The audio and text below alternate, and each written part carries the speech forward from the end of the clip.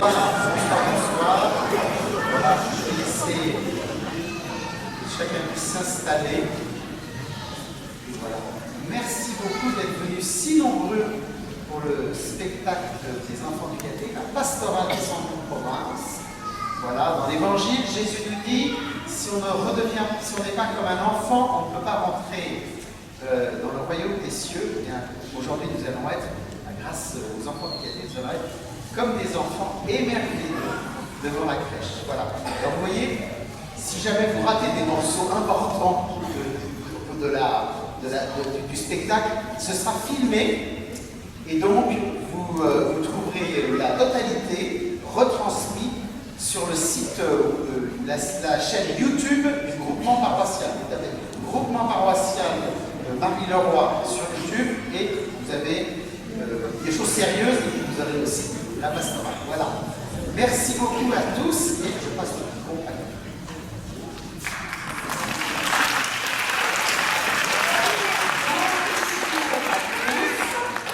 Alors, un petit peu l'origine de cette crèche vivante.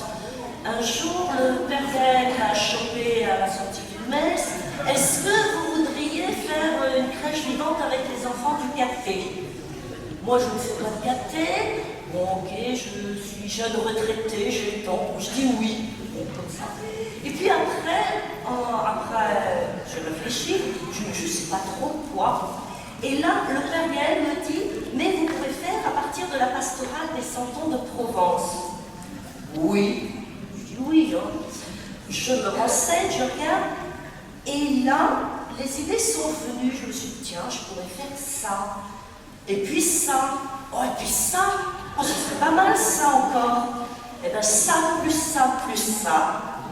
C'est ce que vous allez voir maintenant que le spectacle commence.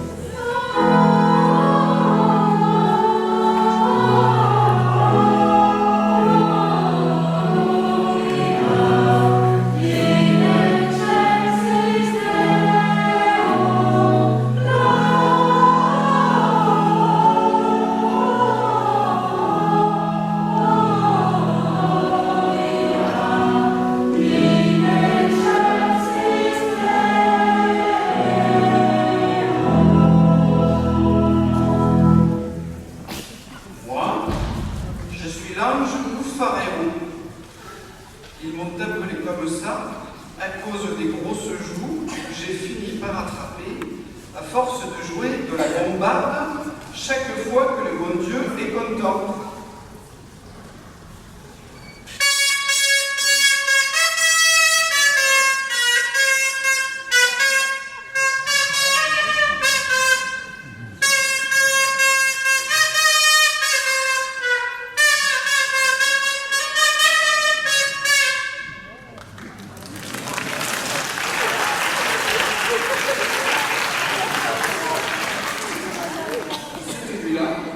Jamais il n'avait été aussi content de sa vie, mon Dieu.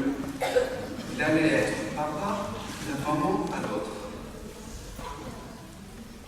Et moi, j'avais jamais soufflé aussi fort dans mon instrument. Je vais vous dire comment ça s'est passé. Parce que, de l'endroit où j'étais, c'est tout de même moi qui ai le mieux vu les choses.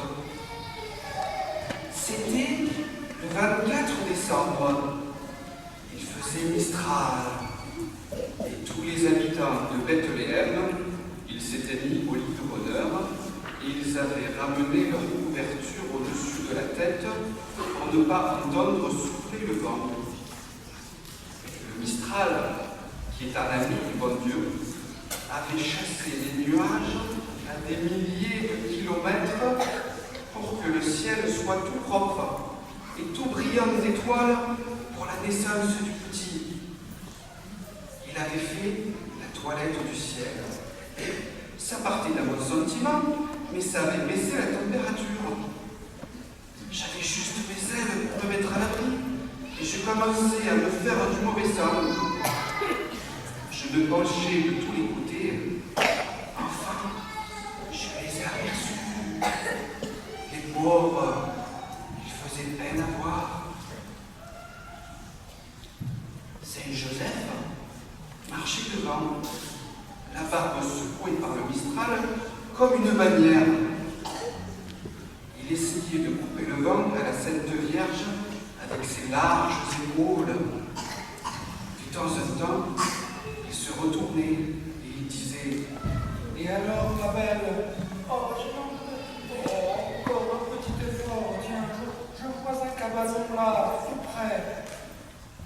Mais personne ne veut de nous. Oh, les riches peut-être, mais ici ce sont des pauvres et nous ferons bien une petite place. Donne-moi toi. Oh, tiens. Mon Dieu, que j'ai mal. Aïe, aïe, aïe, quelle misère de son propre va. Pas d'argent, pas de maison, et une femme qui va accoucher en pleine nuit, et par un temps pareil. Oh, n'aie pas peur. Je te demande pardon de te causer tant de soucis. Mais je suis sûr que ça s'arrangera. Mais quand même, le bon Dieu, il n'est pas raisonnable. Quand je t'ai épousé, j'aurais dû poser mes conditions. Je regrette. Écoute-moi bien, ma belle. Qu'est-ce que je suis, moi? Un pauvre rien du tout. Et le bon Dieu m'a donné le droit de te prendre par la main, toi, la mère de son petit. Et tu voudrais que je regrette quelque chose? Mais un bonheur comme ça, je l'avais pas mérité, moi. Seulement qu'il nous aide un peu, le bon Dieu, autrement nous allons à la catastrophe. Et il y aura des jours pour dire que c'est de ma faute. Attends, ne bouge pas, nous sommes arrivés. Et il y a quelqu'un, il dort, mon pauvre. Oh, ça m'ennuie de le réveiller, mais je ne peux pas faire autrement. Vous l'avez entendu, Saint-Joseph. Il y a plus grave que cet homme. Il n'aime pas déranger les gens.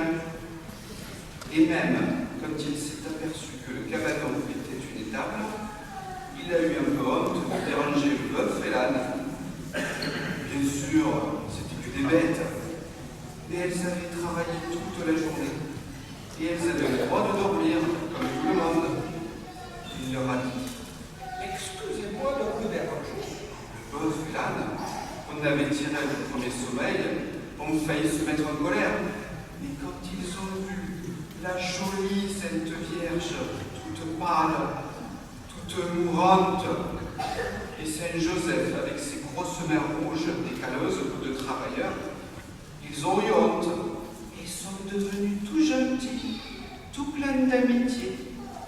Ne restez pas dehors. Venez vite au chaud. Vous avez de la chance. On vient juste de charger la paille ce matin.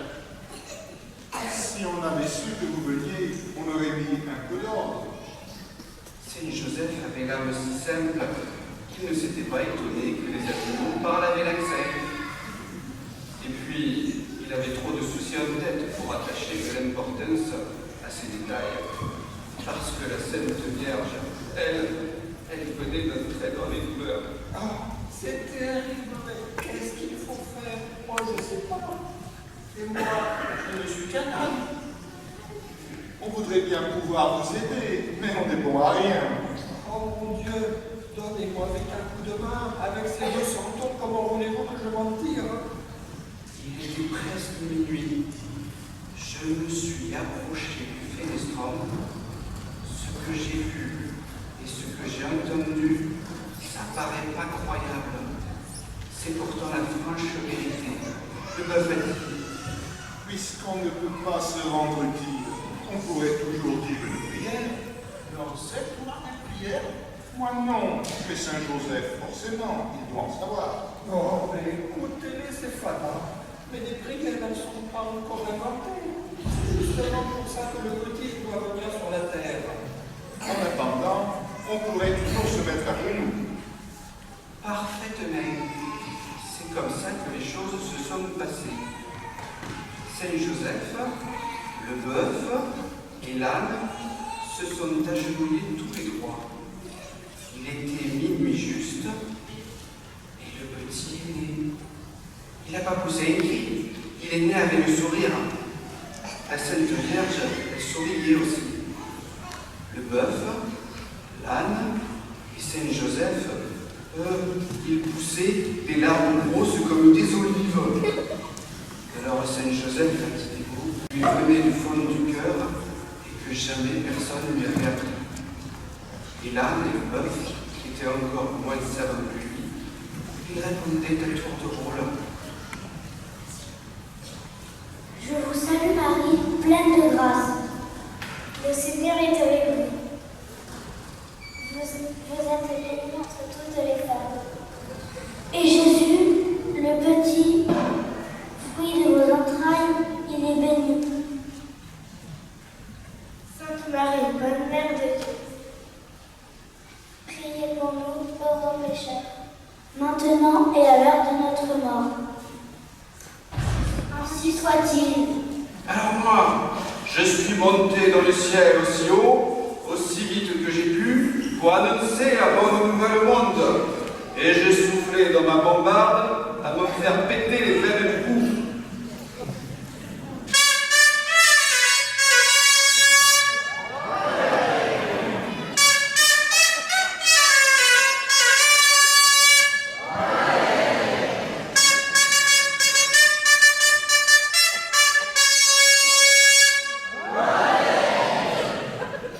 Alors le Mistral s'est arrêté d'un coup. Je crois que j'avais réussi à le faire taire. Mais c'est pas ma bombarde qui a réveillé les gens. Je crois que c'est le silence qui a suivi. Ils se sont assis sur leur lit en se frottant les yeux et en disant « Mais qu'est-ce qui nous arrive ?» Alors mes collègues, les anges, les jeunes, les minots, ceux qui ont la voix douce, leur ont chanté une petite chanson pour qu'ils ne s'effrayent pas, pour qu'ils ne s'imaginent pas que c'était la fin du monde juste le jour où le monde venait de naître.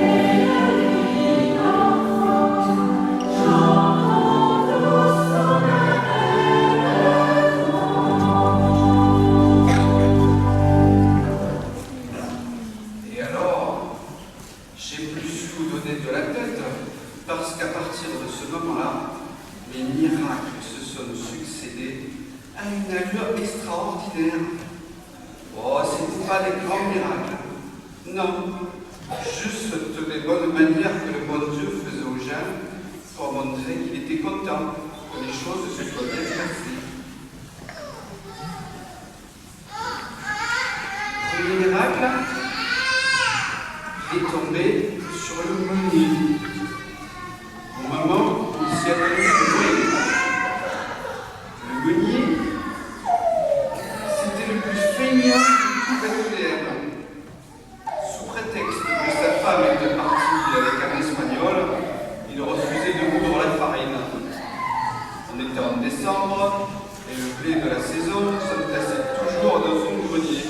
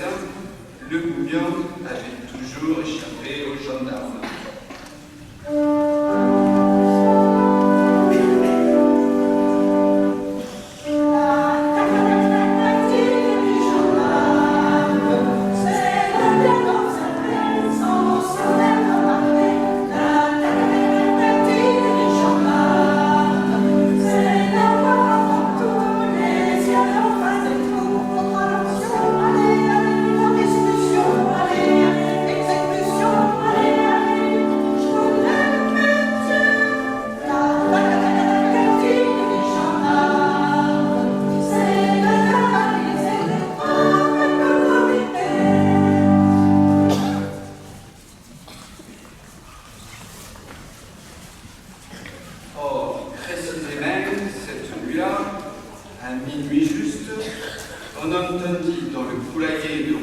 Constilo, Constilo, c'est le plus riche propriétaire de Bethléem. Un gros rire triomphant. C'était le gendarme qui venait enfin de prendre le pognon en flagrant délit. Cette fois, mon brave ami, je crois que je te tiens. Et cette dinde que tu viens d'étrangler sous les yeux, elle est à toi peut-être? Pas tout à fait, mais c'est Noël. Et alors? Et alors, à Noël, tout le monde dit qu'il en mange de la dinde. Noël? J'en ai jamais entendu parler.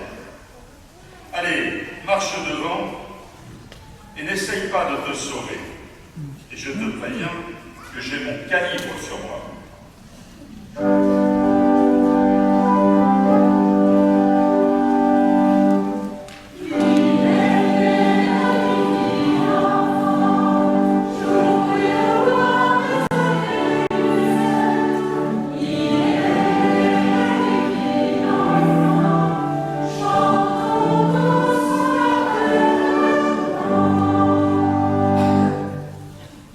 Vous avez entendu, brigadier? D'abord, je ne suis pas brigadier. Et ensuite, n'essaye pas de distraire mon attention. Et brigadier ou pas, vous avez entendu quand même? Évidemment, j'ai entendu. Et quel effet ça vous fait? Ça te regarde pas. Moi, je vais vous le dire, l'effet que ça vous fait. Je suis sûr que vous avez envie de me remettre en liberté. Comment tu le sais? Parce que moi, c'est un peu la même chose. La dinde, j'ai envie de la rendre à son propriétaire. Mais qu'est-ce qui se passe? Nous sommes tous devenus fadas. Peut-être. Vous avez remarqué? Quand mes collègues chantent, ça fait toujours le même effet. Ça réveille dans le cœur des hommes des choses qu'ils ne soupçonnaient pas, qu'ils avaient oubliées. Même ce poltron de pistachier, même sa femme, la poissonnière, ils se sont sentis soudain bizarres, comme s'ils étaient en train de changer de peau.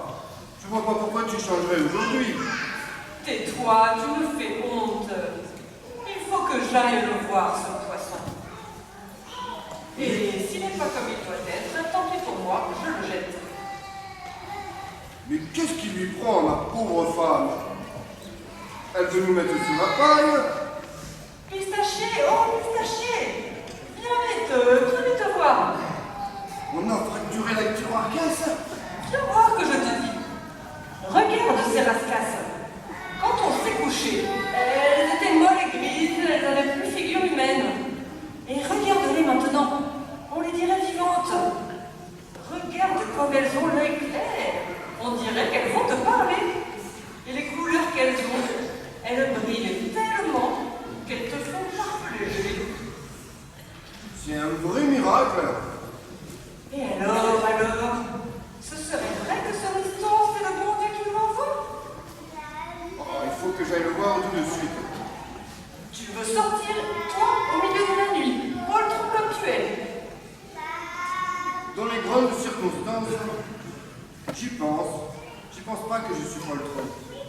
Allez, zou.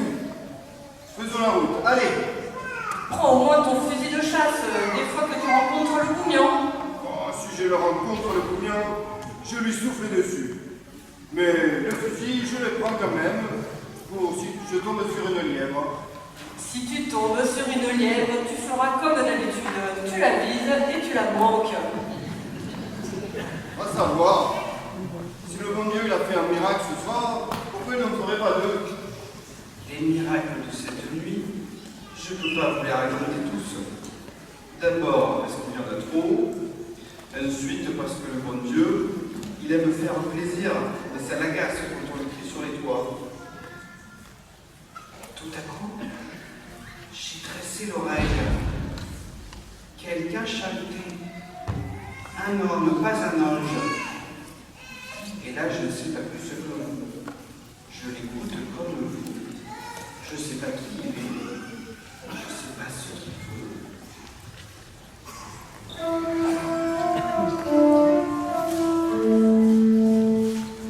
Jour après jour, il faut l'admettre, voir ce qu'on aime disparaître, c'est ce qui fait vieillir trop tôt.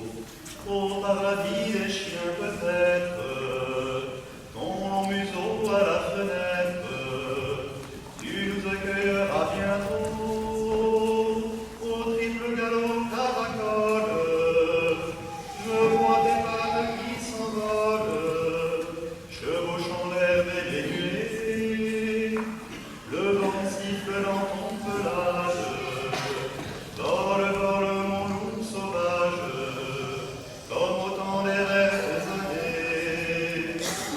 Hurrah, hurrah, hurrah, hurrah, hurrah, hurrah, hurrah, hurrah.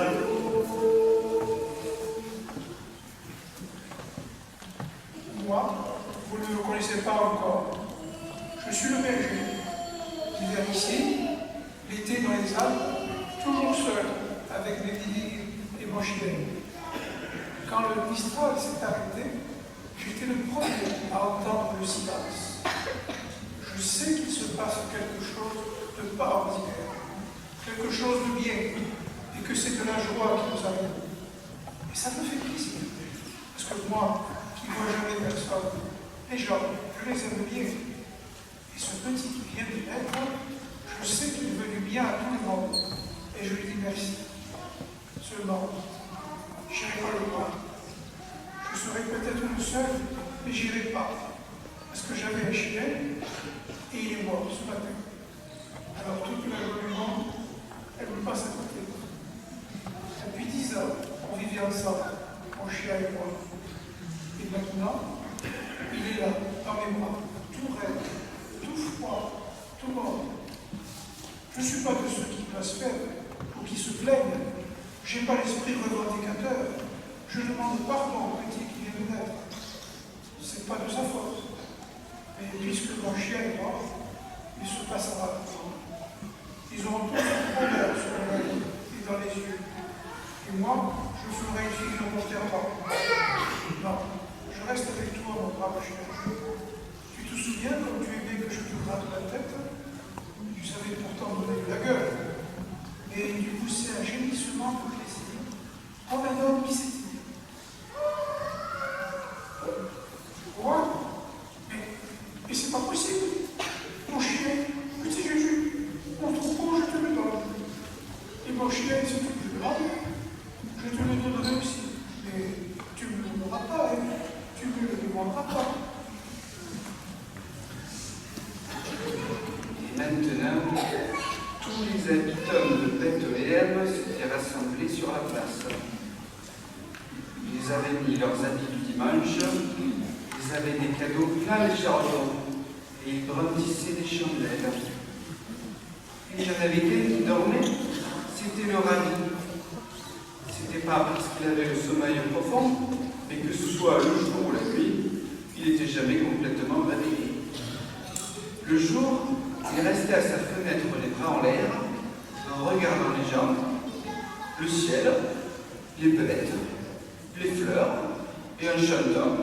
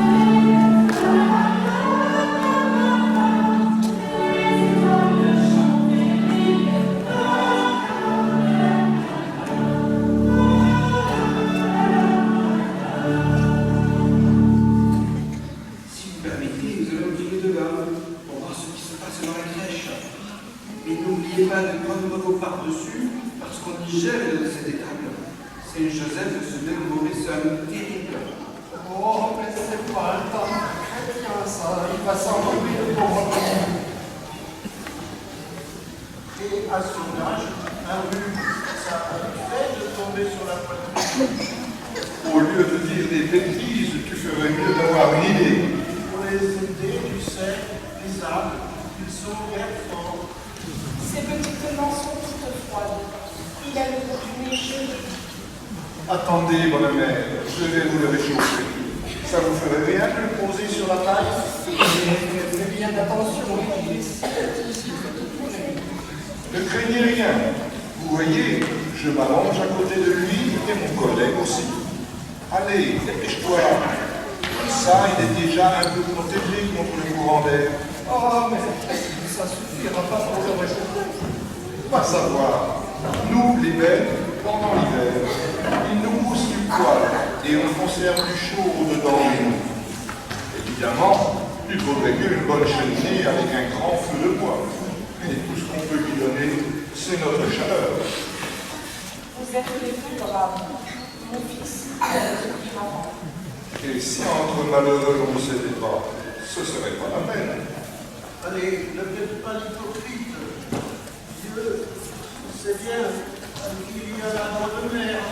On nous pense aussi à la gloire. C'est vrai, jusqu'à présent, il n'y en avait que pour le cheval et pour le taureau.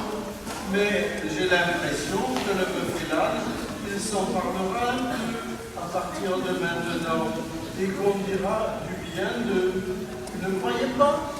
Oh, catastrophe, il a été brûlé. Il va prendre le pas de la planche, ce petit. Allez, rendez-le-moi. Attendez.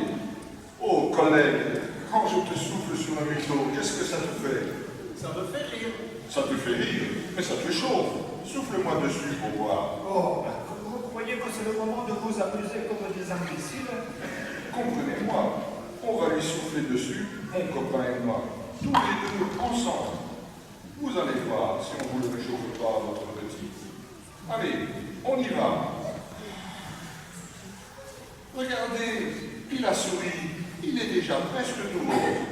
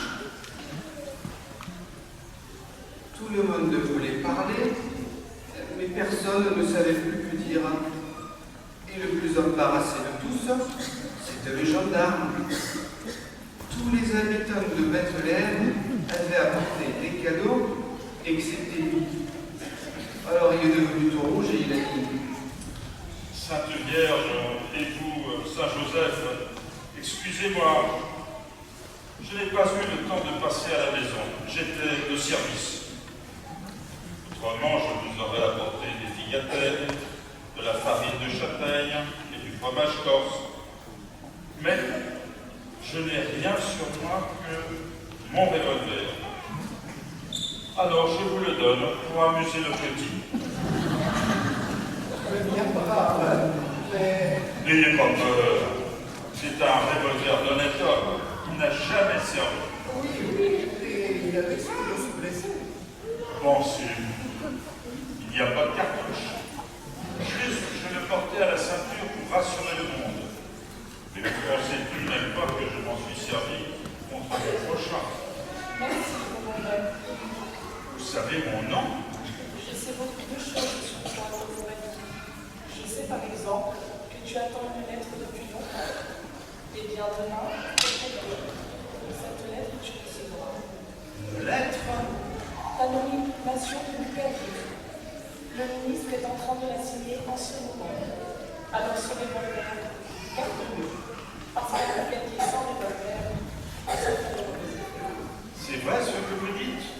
Dis donc, grand-mère, tu ne vas pas traiter ma femme de menteuse, non?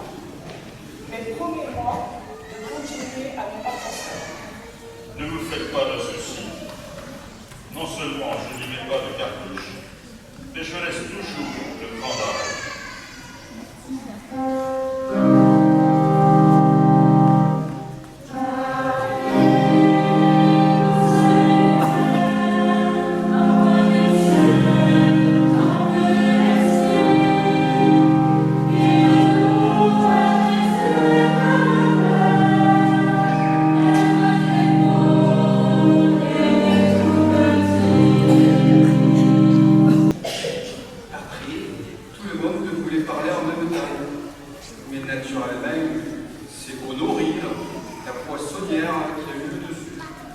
Bonne mère, je vous ai apporté des rascasses pour le petit, des rascasses presque vivantes.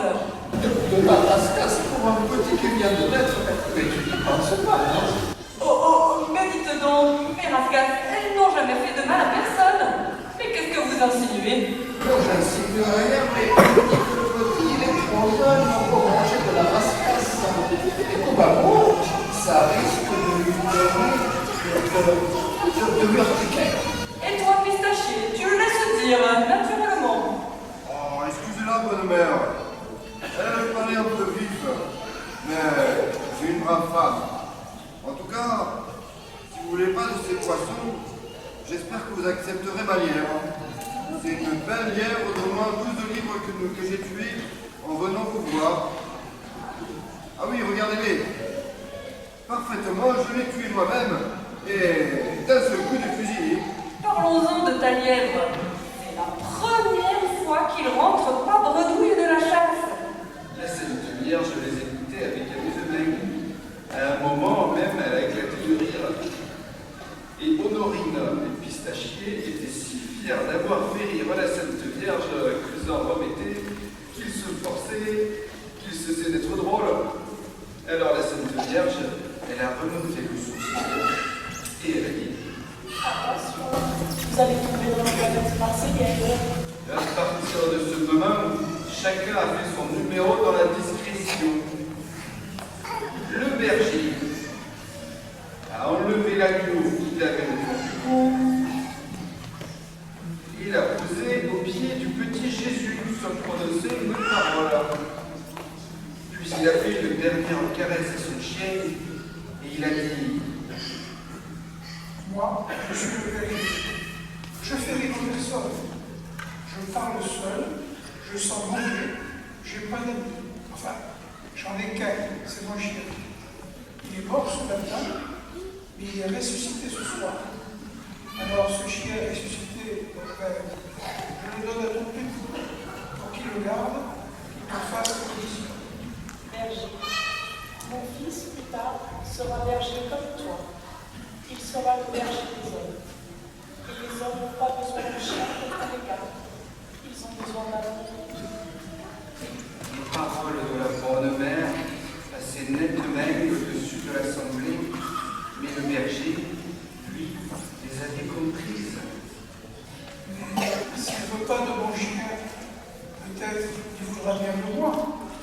Tu ne l'as pas encore vu, mais il te fera signe. Ainsi fut recruté le premier apôtre, sans que personne ne s'en aperçoive.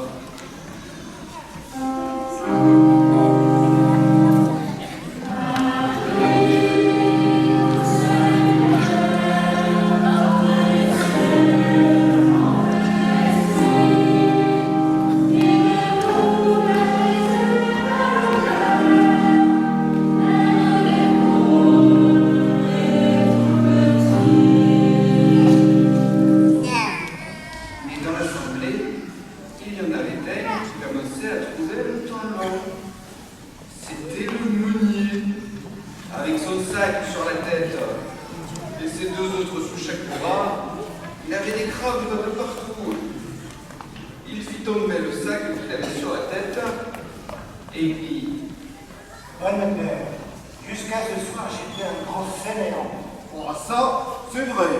Moi, pistachier, je ne te parle pas. Je parle à la bonne mère. J'étais un si gros fainéant que même dans le pays, ça avait fini par se remarquer.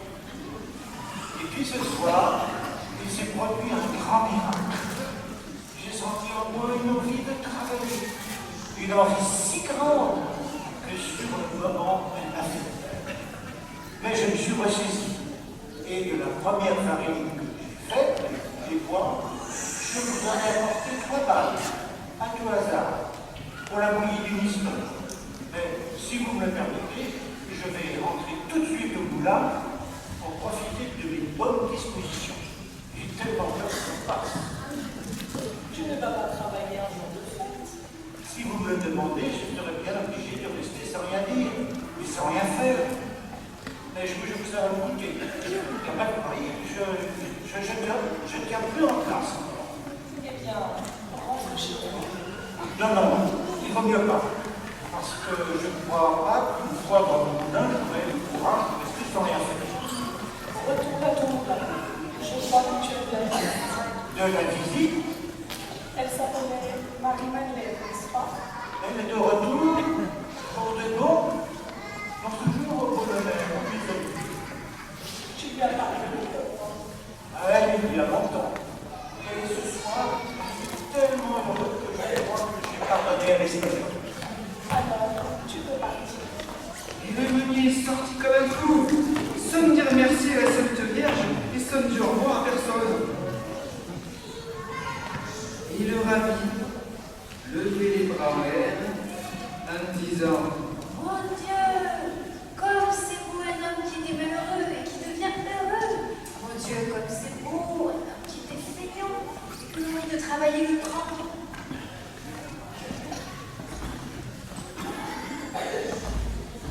Écoute le rabbi, tu commences à nous agacer. Je t'agace, je te demande pardon. Tu parles de travail et tu n'as jamais rien fait de ta vie. J'ai regardé les autres, je les ai encouragés. Je leur ai dit qu'ils c'était beau, qu'ils faisaient de belles choses. Oh, tu t'es guère fatigué. Et tu as même pas apporté de cadeau. Ne les écoute pas, Marie. Tu as été mis sur la terre pour t'émerveiller.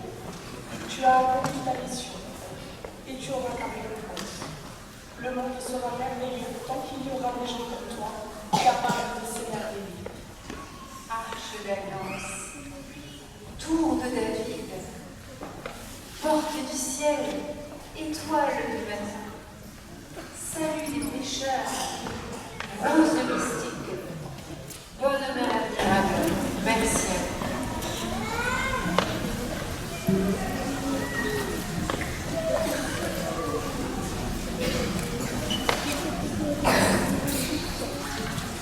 La terre très bleue, merci à vous.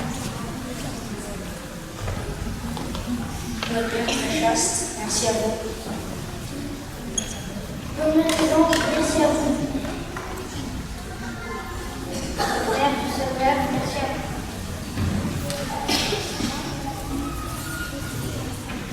C'est tout remplir pour cela merci à vous. Ils se retournèrent tous. L'aveugle venait de tomber à genoux et il avait l'air dans l'extase. Tu me remercies, toi qui n'as jamais vu le ciel et les étoiles. Je te rends grâce, je chante tes louanges. Tu me rends grâce, toi qui vis dans la nuit. Tu chantes mes louanges, toi qui es enfermé dans la plus sombre des prisons. Le ciel, tu me l'as donné. La lumière, elle est en moi. Je me sens libre comme l'oiseau. Ma belle, il faut faire quelque chose pour cet homme qui n'a qu'un mot à dire. Mon Dieu qui, ce soir, avait exaucé tous mes désirs. Non, non, bonne mère, non, c'est pas la peine. Ne dérangez pas. Je sais que le monde il est beau, puisque c'est lui qui l'a fait. Mais je suis sûre que le ciel est encore plus beau, puisque c'est là qu'il habite. Non, demandez-lui seulement que j'ai pas longtemps à attendre. Faites que j'ouvre les yeux le jour de ma mort. Faites que je vois quand ça vaudra vraiment la peine.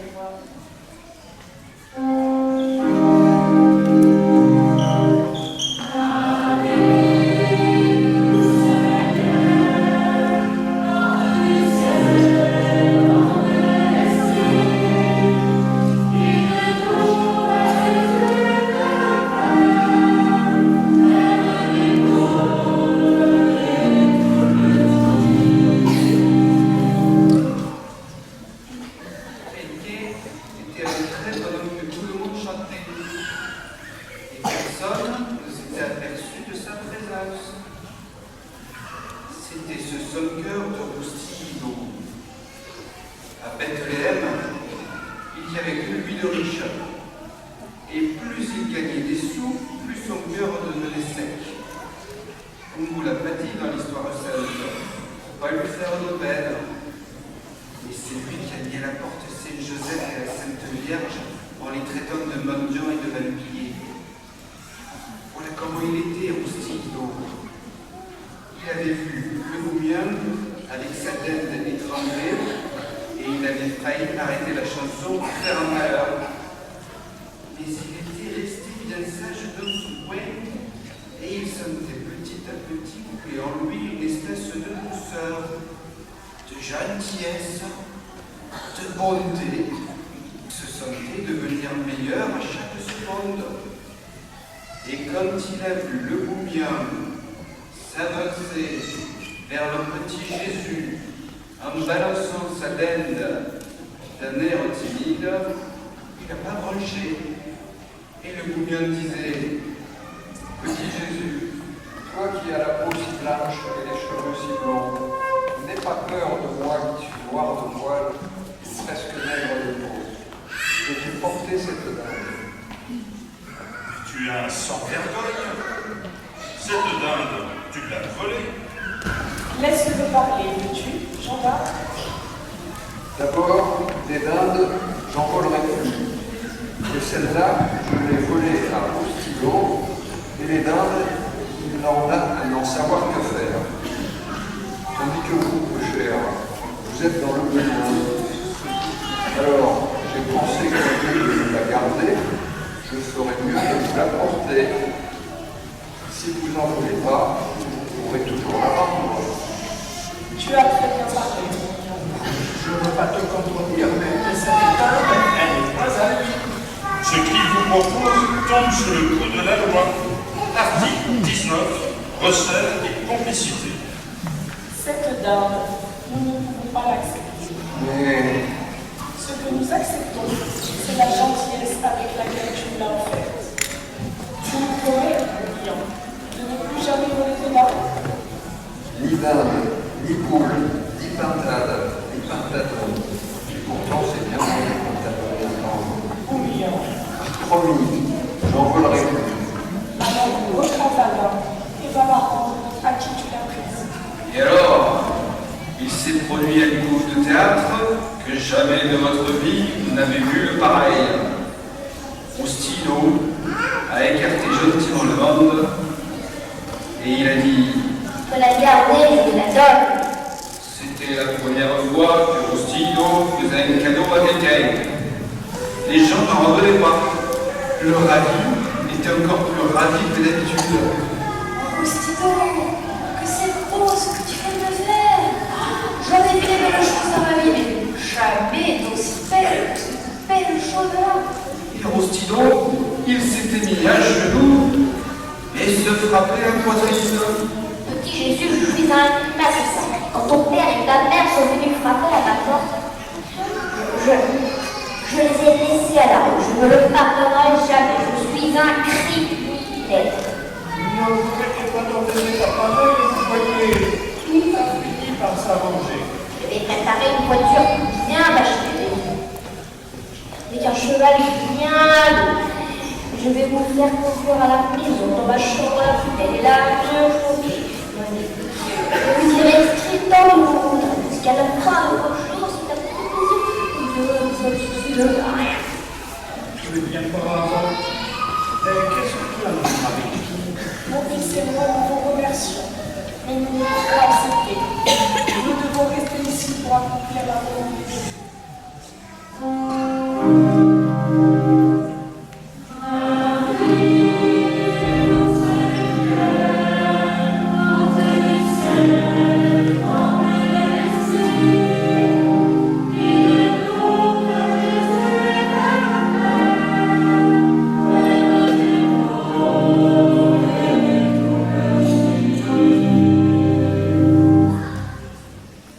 À ce moment-là, éclata un tintamarre inouï. C'était les rois mages.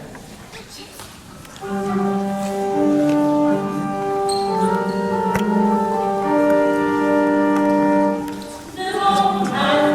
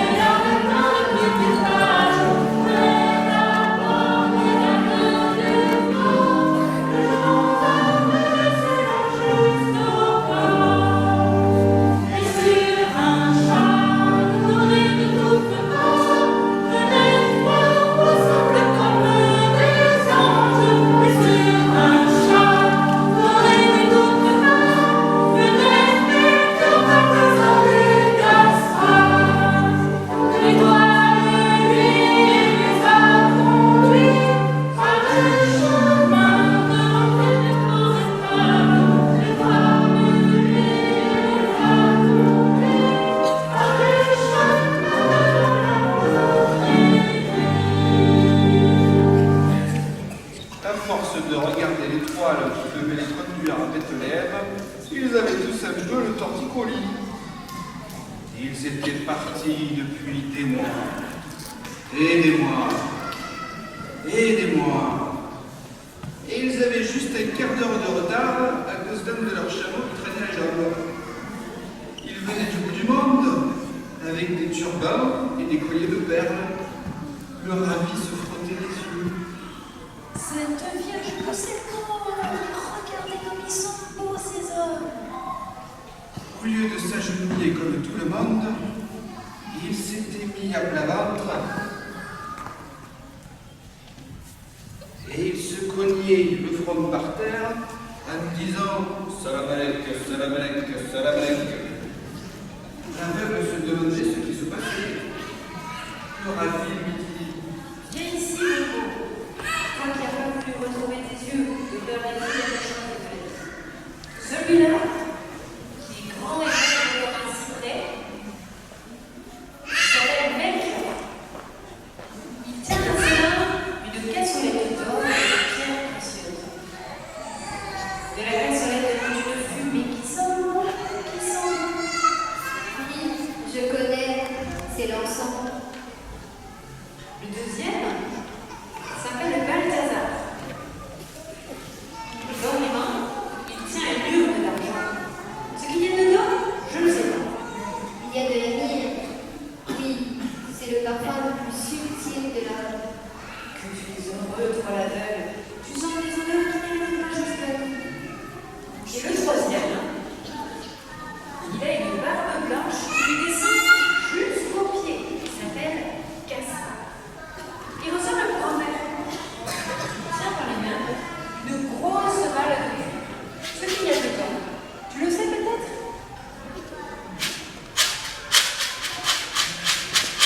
Les pièces d'or, je les entends glisser l'une sur l'autre, comme les gouttes d'eau d'une rivière.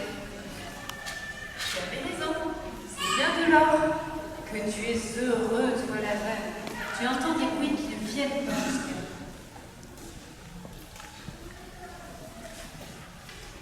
Et voilà, c'est bientôt fini. Chacun a pris la pause,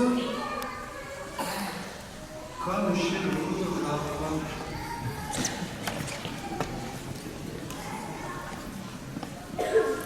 Mais c'est pour l'éternité. La Sainte Vierge et Saint Joseph qui regardent dormir le petit Jésus et qui l'adorent. Ils ont la tête penchée sur l'épaule et les mains jointes. Et ça durera jusqu'à la fin du monde. Le ravi, les bras en l'air, l'aveugle appuyé sur sa canne, Pistachier appuyé sur son fusil, la poissonnière, un panier de poissons de chaque côté de ses hanches énormes, et le berger avec son agneau qui dort autour de son cou et son chien qui dort entre ses jambes. Et le bourgnon qui a mis amicalement la main sur l'épaule du gendarme. Et le gendarme qui se lisse la moustache et en stylo, avec pour la première fois de sa vie la joie sur le visage. Et le bœuf et l'âne qui se sont endormis, brisés par l'émotion.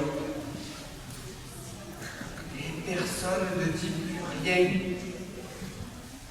Et ils ne bougeront plus jusqu'à la fin des siècles. C'est le destin des centons. Voilà, j'ai dit tout ce que j'avais à vous dire. Excusez-moi si j'étais un peu bavard, c'est de mon tempérament. Mais je vous jure que j'ai dit la franche vérité. Allez, adieu, je remonte au ciel. Portez-vous bien, soyez braves, soyez heureux, et paix sur la terre aux hommes de bonne volonté.